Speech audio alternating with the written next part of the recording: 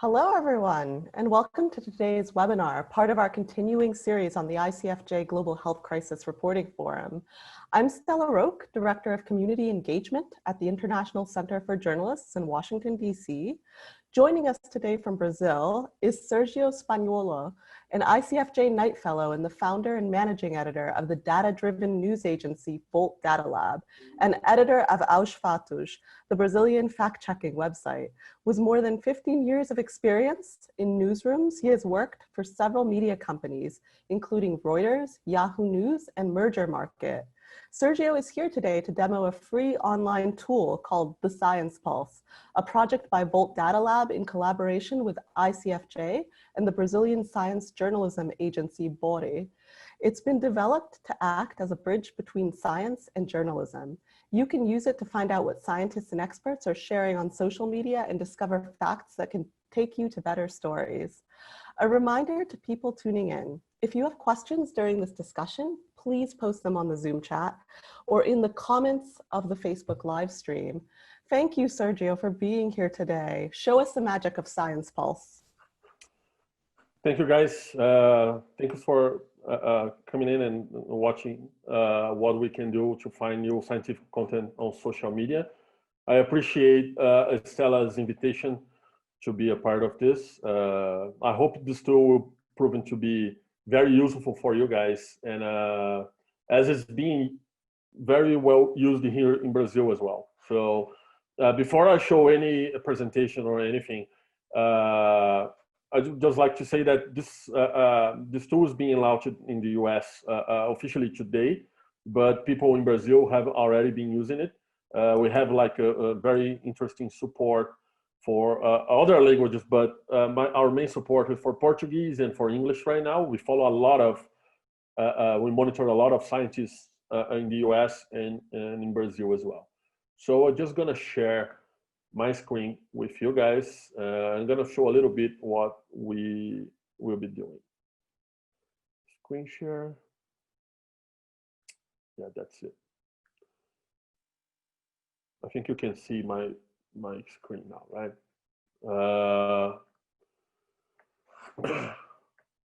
So in here, I just leave you guys with my email. You can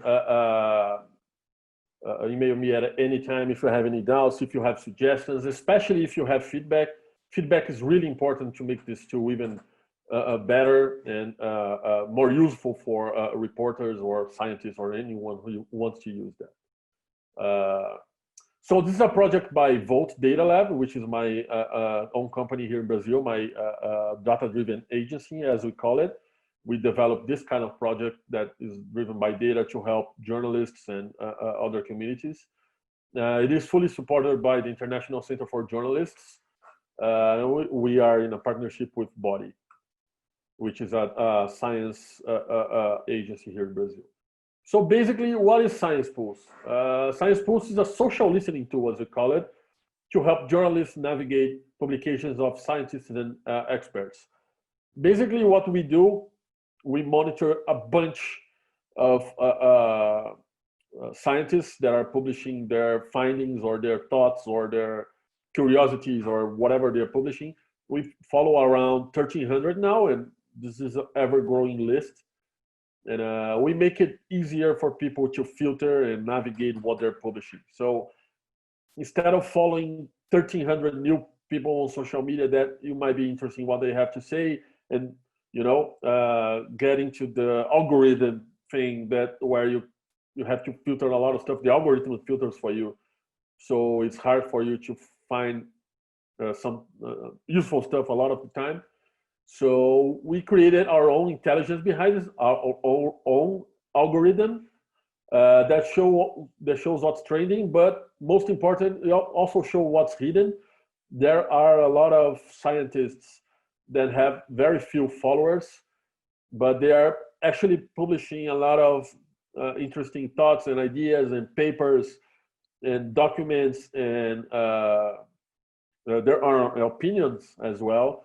And they're really valid, but they don't get a lot of traction because, they have sometimes 200, 500 followers, and they usually do not get into trending topics. So we adjust our algorithm to make it easier for people to find what they have to say.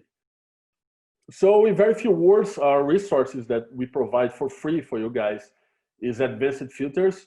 We get all this data from Twitter. For now, we are only using Twitter, but we are thinking of ways to integrate other social networks and other sites. We're doing some integration with Google Scholar right now. It's not available, but it will be available soon. We also think about expanding into Facebook groups and pages, and maybe Reddit, but we are still thinking about ways to make this work swiftly with what we have. So we are focusing mostly on Twitter. And why Twitter? Because it's a place where the conversation is going around science, around COVID-19. Twitter gets to set the agenda of the discussion in several other networks, and also within the scientific community and the political community as well, as you all know. So Twitter is a very powerful tool for that. So that's why we decided to go first for Twitter. So we have a lot of advanced filters where you can set specific parameters that makes it easier and faster for you to find new content. We also have our own set of knowledge, our own trending topics per se, right? And of course, it's free to use for everyone with the support from ICFJ. So why does it matter for us to do this? Before I show you the tool, I would like to mention why does it matter. I think journalists and scientists need to be on the same page. I think like there's a lot of ways both groups can collaborate, but usually journalists are interested in finding good conclusions, and scientists are usually the ones that have doubt about a lot of stuff. Like science is full of uncertainty, and journalists usually write with a lot of certainty as some treatment or some things that scientists found is like the ultimate truth or the ultimate solution for a problem. But usually it is not. So I think when we put those two groups closer together, there's a good chance they are on the same page and they can communicate their certainties at the same level. It's also very hard to keep track of all the things on social media. So you have the politicians you follow, you have your friends, you have journalists, you have a lot of people you follow, but now you have to follow journalists, scientists as well, because of the health crisis and COVID-19 pandemic and all this kind of stuff. So it's really hard to keep track of that. So we integrated into one place where you can come to our platform and go back to Twitter to see what they're posting, right? As I will show you in a minute. And also, I think a very cool thing we have in our tool is that we give room for people that are brilliant in their fields, but might not have thousands of followers. As I mentioned, there is one guy who has a PhD in Johns Hopkins University, and he has 200 followers, and he gave a webinar for the ICFJ forum in Portuguese. And he's like a brilliant person with a lot of great insights, but he doesn't have a lot of followers. So it's you can go to our platform and find what this guy is talking about. So I think this is really useful for finding new sources of information. How does our curation work, right? First of all, we do some crowdsourcing. People can go in a form in our platform and suggest new profiles to be added there. It's me personally who ultimately go to that person profile and see if it checks all of our parameters to be included in the tool. Mostly now we are looking for medical professionals and experts and scientists, epidemiologists and virologists and statisticians, and people doing mathematical models around the pandemic. But this, as I mentioned before, this is an ever-growing list. We are adding people every day, basically. We have over 1,300 people right now. But I also do this curation myself. Usually once a week, I go into the profile of someone in our platform that is like a verified scientist, someone who renowned, and I go into the list of who they follow, and I go just tracking scientists there. Usually they follow a lot of scientists. They follow a lot of journalists as well. I think in my searches, I think scientists follow more journalists than journalists follow scientists. That's I don't have hard proof on that, but that's the general impression, and I want to do a study about that. But I really do think this is what happens. And also, you can find Twitter lists of scientists made by university and journalists. I got into the Johns Hopkins University Twitter list, who they are following, and I got a lot of people, great people from there to monitor. And now I'm going to show you how the tool works. Before that, you can access it yourselves, sciencepulse.org/app.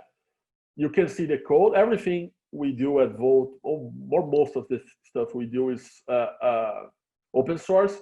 So the code that we use, our algorithm is open source. You can go there and you can use it yourself if you know how to use it. We use the R programming language, which is very statistic oriented, but is a great tool for journalists and for scientists to use as well. And you can always get in touch with us and follow us on Twitter at the Science Pulse. So let's show you the tool, how it works. First of all, I'm just talking, rumbling here. Is there any question that you guys would want me to answer before I continue? How do I see that? Oh, don't worry about it. I've got it here. Actually, I have one question. I know right now you have Science Pulse in 3 languages. Are you planning to expand it into more languages? Yeah, so we have 3 languages, in English and Portuguese. That's where most of the scientists we follow tweet in, right? So basically, half of our of the profiles we monitor tweet in English, about 30% tweet, maybe 40% tweet in Portuguese, and 10 to 15% tweet in Spanish. And we are expanding this as we find more people to add into our platform. But we also added Spanish because we have a lot of people, but it works better right now, I have to say, in English and Portuguese, but you can also find stuff in Spanish. It will work, but we need to include more Spanish language people here. They're really doing some great work, and I think that we might expand that really soon, as soon as you have more people to add. But if you come to, I'll show you guys later, but once you gather all tweets, you can even include like German and French and Italian, for instance, because we follow a lot of people from those countries that tweet in several languages. That's why we don't do like people from countries, right? We're not talking about Brazil or the US, because a lot of Brazilians are tweeting in English. A lot of French scientists are tweeting in English as well. So it's kind of a mix up. So we are not doing the country categories. We're doing more language categories, right? Categories. Cool, So, thanks, Sergio. So I'll show you guys how to use that. If you go to sciencepulse.org/app, I'm showing here my local host configuration. So don't mind this URL over here. This is for to make it quicker to load the data. But once you come to our tool, you're going to land in the English landing page, and you can find the popular tweets page. That's our default, most accessible tool, resource, right? So you can see, for instance, our trending topics is booming with this Axios interview with Trump. Don't mind that it's repeated here. this tweet is doing so well within our algorithm that's coming up twice. That only shows the importance of this tweet. Sometimes it's going to repeat itself. So it's not a bug or something. It's just the tweet is doing really well, both within the scientific community and outside the scientific community, right? So we come here, we have like the NASA launching. This interview with Trump is going to come up a lot within here. So you can just find what they're talking about, you know. But you can also come here and see stuff not related to the pandemic. You can see stuff about the Arctic Circle, the climate emergency, and all this kind of stuff. So the first column is things that are popular within our database. So we monitor 1,300 people, and this first column shows what's popular within those people, within this community of 1,300 people. The second one is includes retweets, so includes stuff that is outside of this 1,300 people, but is being shared by those 1,300 people. It's kind of algorithms are very complicated to explain, but they're really simple to use. So the more retweets something has outside the community, the more it's going to come up here.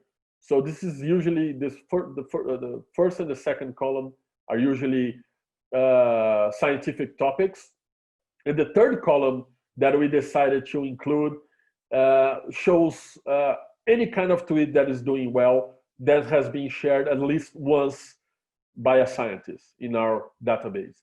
So you're gonna see stuff that has nothing to do with science here a lot of time, you know, like this meme right here, right? So this has nothing, this is like a shared tweet, but that has been shared by a scientist. And we thought that would be really cool to include this sort of information here, because it kind of humanizes the scientists. No, they don't only talk about science all the time. They share other interesting, funny, and cool, and sometimes it's controversial stuff. So we separated this column to show stuff outside of this, outside of science, that they might share with their followers, right? So this is like the main thing. You can always come here and check the methodology. This is all the stuff I told you here in the bullet points is very complete here. You can find all the methodology. We are very transparent about what we do. It's not a black box at all. You just have to read it. It's kind of technical sometimes, but everything is out in the open here. Second, we have this Explore tab. That's one of the tabs I like the most, actually, because this is where you can find people that are not popular in Twitter, but they might be really, really knowledgeable about any topic, but it's not. They are not they don't have a lot of followers.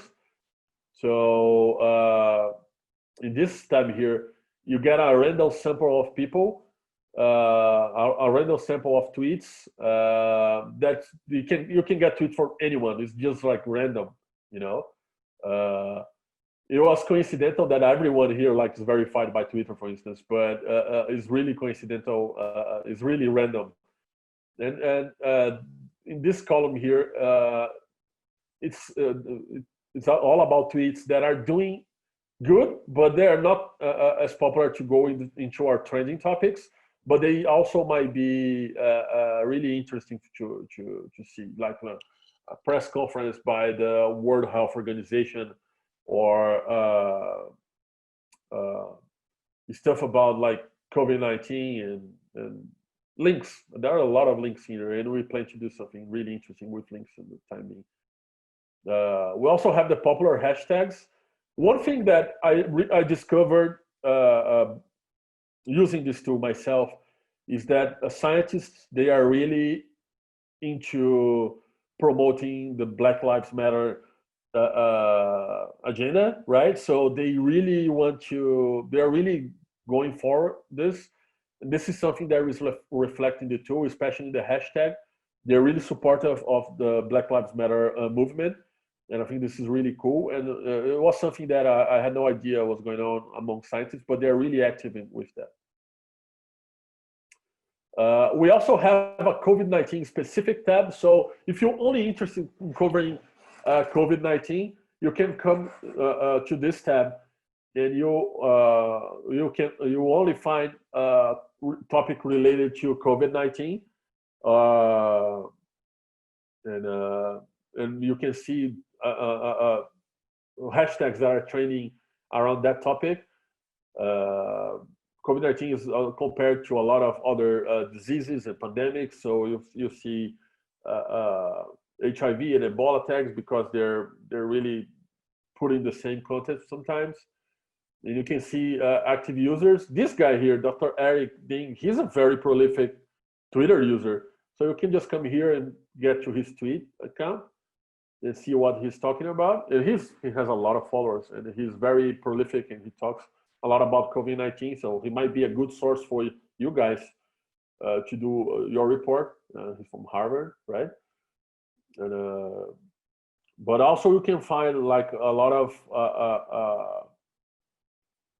links to studies and software and webinars as well. Scientists do a lot of webinars, and this is a good tool for discovery as well. Now we have something that we're still working on. It's kind of it's still a little bit sloppy. We're making it better, but you can search for the popularity of a term.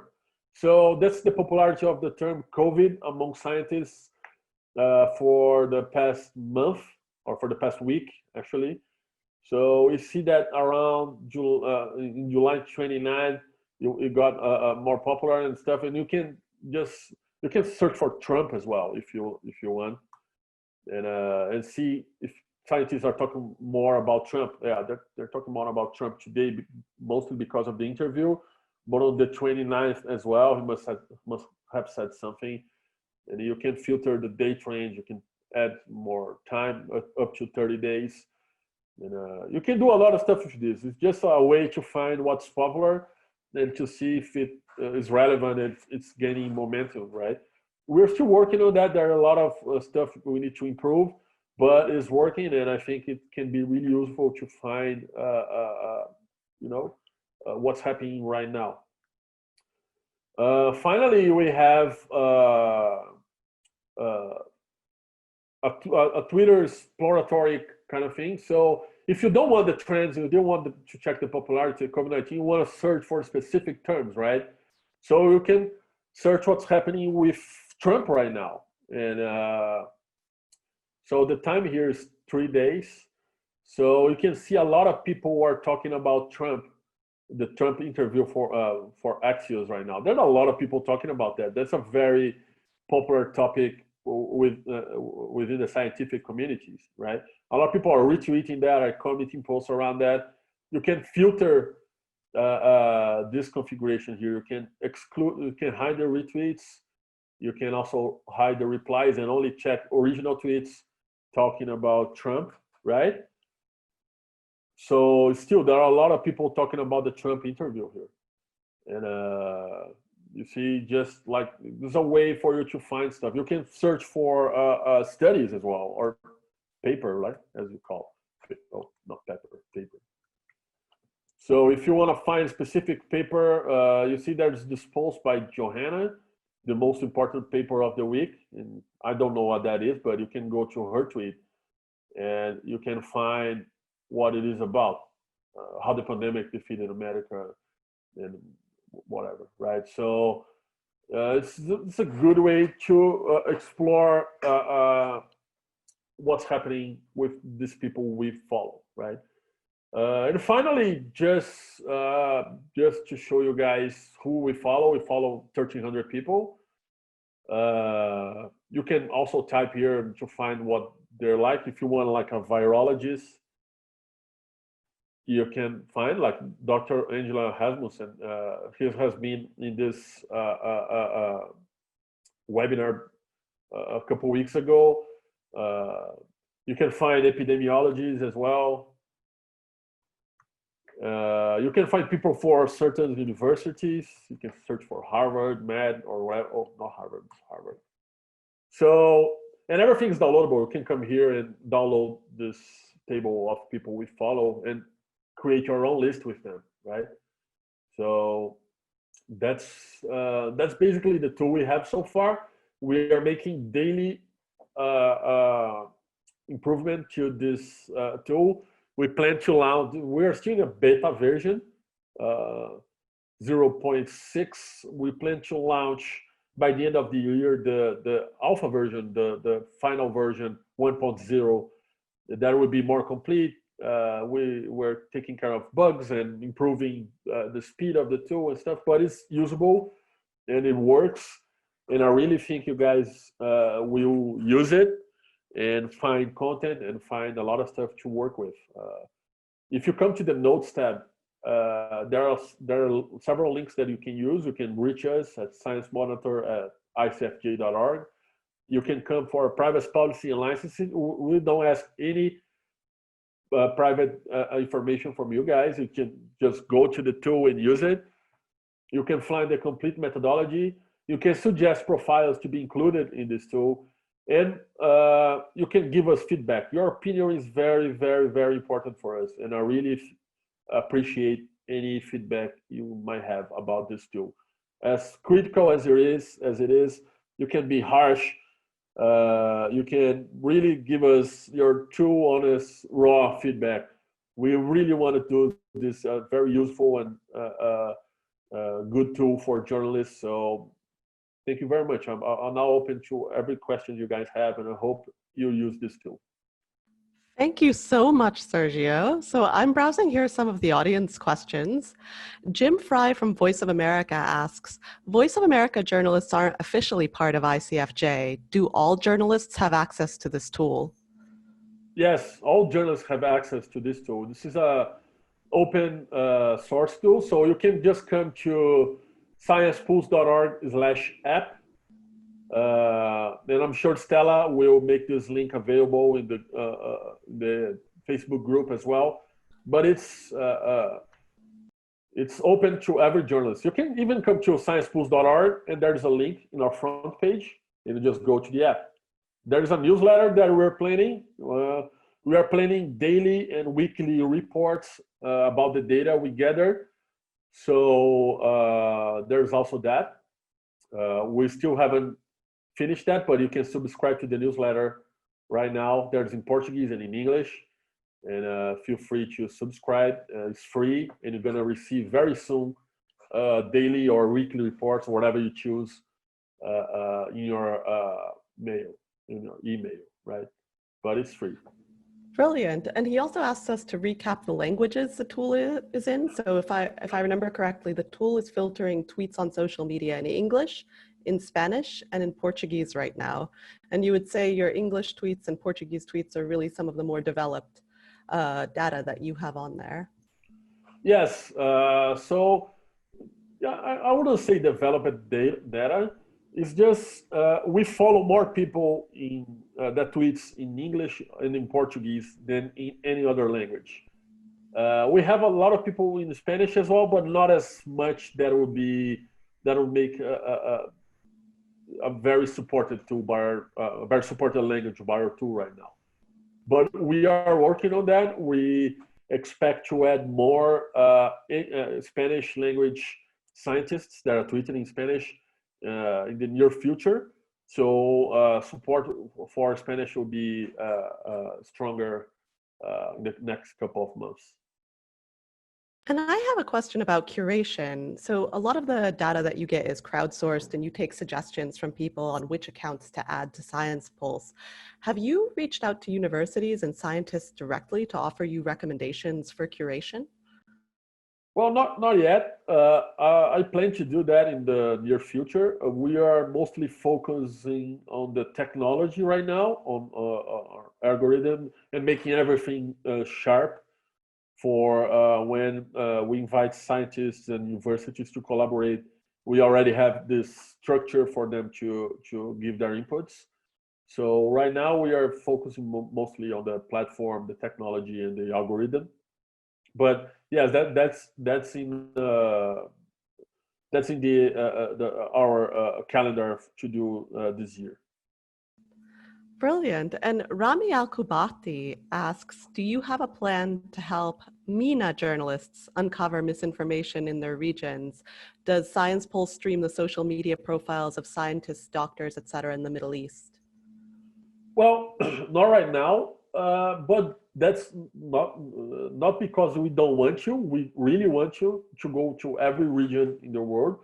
But since we are based in Brazil and we are supported by a US organization, we decided to start for searching more actively right now for US-based and Brazil-based scientists, but we really do want to include people from other regions. So if you have suggestions, please send me an email. I would really appreciate any inputs you have. If you have a Twitter list of scientists from the Middle East or from China or from Russia or whatever place it is, I'd really like to include them in the platform. But right now, we are focused on expanding the base we already have here. But we are open to suggestions from everywhere. Brilliant. And here's another question from Patrick at ICFJ. Hi, Sergio. What suggestions do you have for using the tool to expose disinformation, such as scientists who are not credible promoting false scientific information? Well, recommendation. I would really think it would be a good idea to check, like science, or at least the better part of science works through consensus, right? So it is a consensus within the scientific community that we should do social distancing, right? But if you see some scientist that's not credible talking about, oh, you don't need to do social distancing, it's all right to go everywhere, you can just come to our tool and look for social distancing, for instance, and see what the scientists are talking about social distancing. And you can see that basically there's a consensus that social distance is a method that works against an epidemic, right? So I think that the best way to find this information is just to research in this, use this tool to research what scientists are talking about specific topics. You can search for hydroxy. I cannot write that word in English. How Hydroxychloroquine. Is it with an I? Hydroxy. Yeah. Hydroxychloroquine. Oh, here it is. That's a very hard word for me to write in English. But you can search for hydroxychloroquine here. And you can see a lot of people talking that this is not a valid method of treatment for COVID-19, right? There's even the science, we follow publications, not only scientists, but scientific publications as well in universities. And science is starting to move on from hydroxychloroquine. So if you have any doubts about hydroxychloroquine at this point, you can just come to the tool and see what people are talking about this specific term and on this specific topic. And this can help people to see what's good information. So something that we talk about a lot is how state disinformation has gotten much more sophisticated. That, you know, for example, governments are now able to create fake Facebook groups, fake accounts. How do you manage to parse, like, for example, if a state disinformation agent were creating an account of a scientist with fake credentials, somehow created a lot of web page and buzz around that scientist, how do you manage to vet who's a credible scientist and who's not? Well, that's a great question. So mostly the method I mentioned is that I'm doing this curation myself, but that's why you also have this partnership with Bori. Bori is a science journalism agency here in Brazil. So the main goal is to connect journalists and scientists, and they are right now doing a work to see who is a credible scientist or not for us. Right now, I'm doing that work. So I go to every scientist's Twitter page, and I see what they're talking. You can see that I visited 1,300 scientist profiles before I add them here. So of course, some of them might make mistakes and stuff, but I believe they're all the people I added here. They are credible people within their areas. If you guys see anyone that isn't, please reach out to me, and I'll make every effort to fix that. But I was really diligent about selecting a good array of scientists, and this is just basically curation, right? You can do a newsletter about science. I'm doing a curation of Twitter accounts, right? So, but it's really hard as well. It's hard for me to burst out of the bubble. I see there is a question by Remy here. What countries do you collect data out of?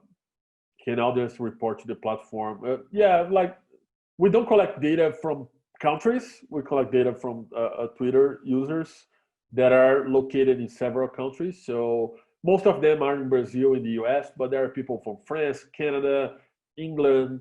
There are people from Austria and Denmark, and even some people in China. And so, yeah, we just research these people on Twitter.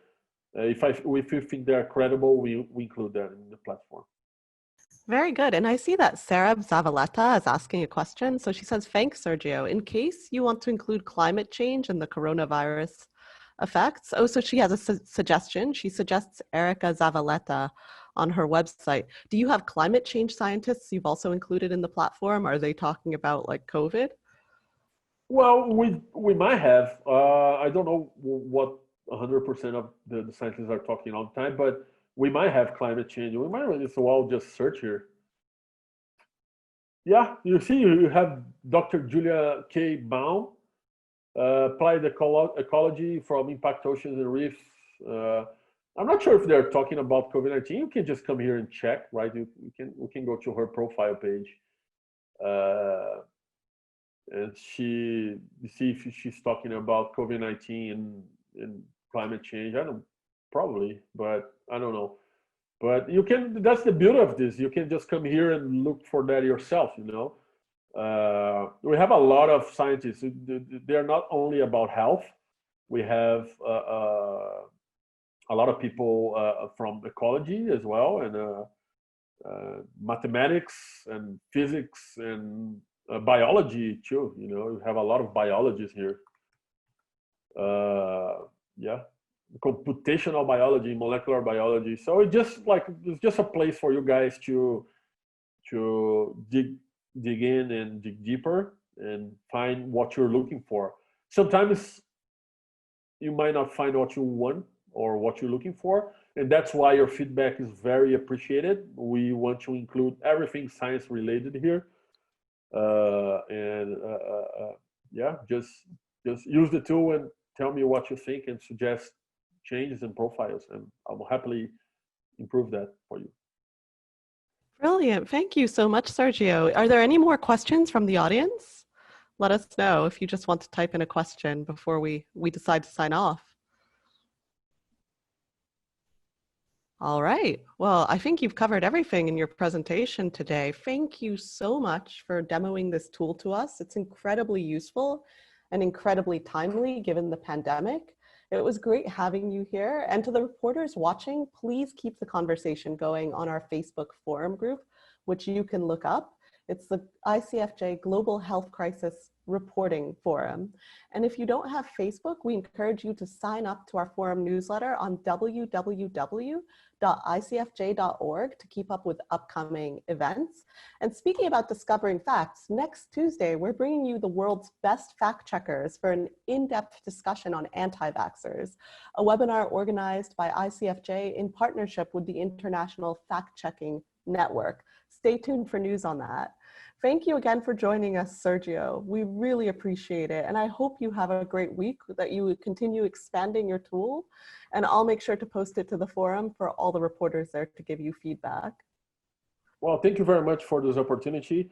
I really hope this tool is useful, and anyone that's listening, you can reach me out at any time. sciencepools@icfj.org. Thank you very much for this opportunity, Stella. Thank you, everyone. Bye.